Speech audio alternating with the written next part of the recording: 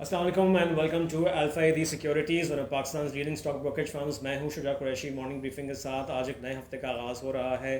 15 नवंबर है आज और सबसे पहले मुल्क में जो कोरोना की सिचुएशन है उस पर नज़र डाल लेते हैं।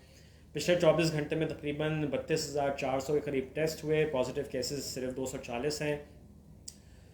जो पॉजिटिविटी परसेंटेज है वो 1% से भी नीचे आ गई है। पाकिस्तान की बड़ी खुशाइन बात है और उम्मीद है कि हालात और बेहतर हों।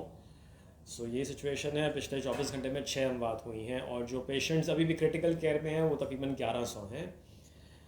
ओके, अच्छा, इसके अलावा अगर हम देखें तो इंटरनेशनल मार्केट में जो ऑयल प्राइसेस हैं वो थोड़ा नीचे आई हैं और जो ब्रेंट है वो $81 के करीब आ गया है और WTI यानी कि US जो है क्रूड वो 79 के करीब आ गया। इनफैक्ट अभी 79 से थोड़ा सा नीचे बिल्कुल $78.94-95 बैरल पे है। तो ऑयल प्राइसेस टूटी हैं। कहा जा रहा है कि इसकी वजह यह है कि आगे वीकर डिमांड नज़र आ रही है और स्टॉक्स जो है वो सप्लाई भी ज़्यादा है।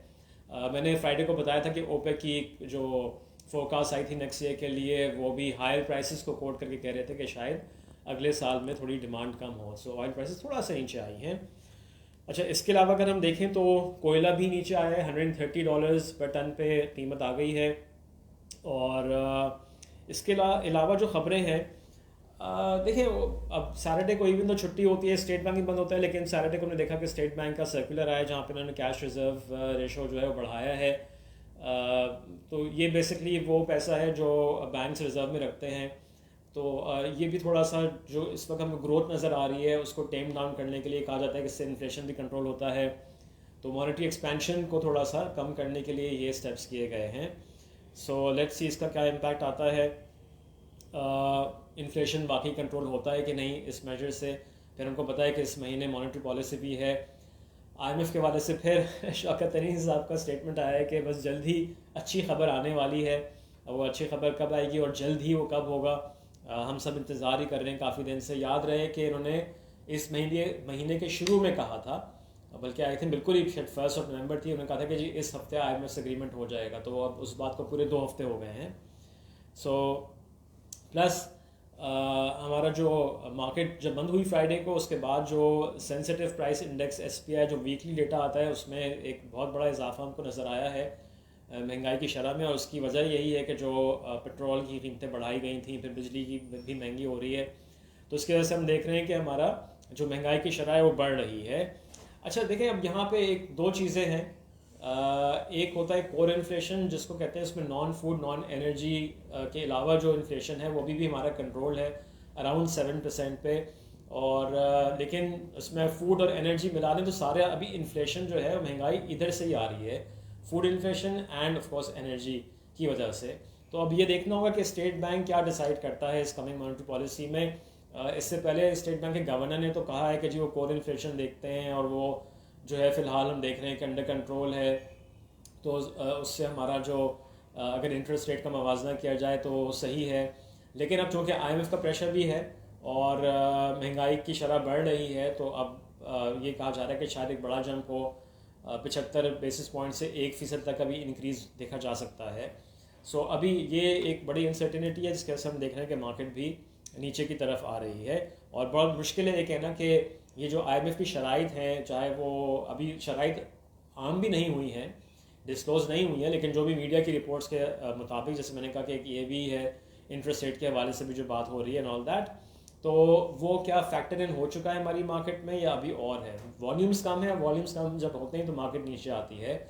वही हम देख रहे हैं ट्रेंड। अच्छा, इसके अलावा थोड़ी सी और खबरें देख लेते हैं, फिर मैं आपके एक अच्छी खबर ये है इन सब ग्लूम और डूम वाले सिनारियों में कि हमारी जो वर्कर्स रेमिटेंसेस हैं हमारे वो अभी भी रोबस्ट ही हैं और $2.5 अरब फिर हमने देखे हैं। और इस जो माली साल के पहले 4 माह में $10.6 बिलियन की रेमिटेंसेस हुई हैं, जो कि एक बहुत एक अच्छी पॉजिटिव खबर है।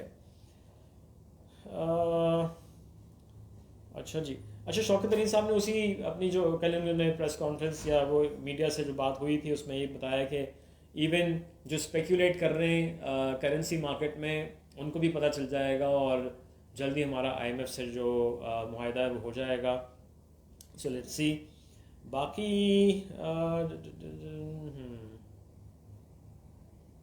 बाकी ऐसा सच कोई ख़बर नहीं है। तो यही ख़बरें हैं। एक तो मैंने MSCI की जो कॉन्स्टिट्यूंट वो मैंने आपको बता दिया था फ्राइडे को कि जो फाइनल जो आया है MSCI से उसमें सिर्फ एक स्टॉक ऐड हुआ है, वो सिस्टम्स है।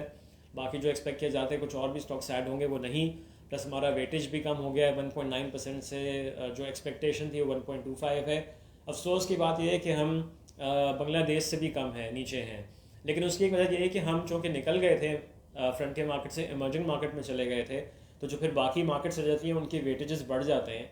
तो ये उस वक्त उनको एडवांटेज मिला, इसलिए उसका बांग्लादेश का वेट आई थिंक अबाउट 4% है, हम लोग 1.25% पे नज़र आ रहे हैं।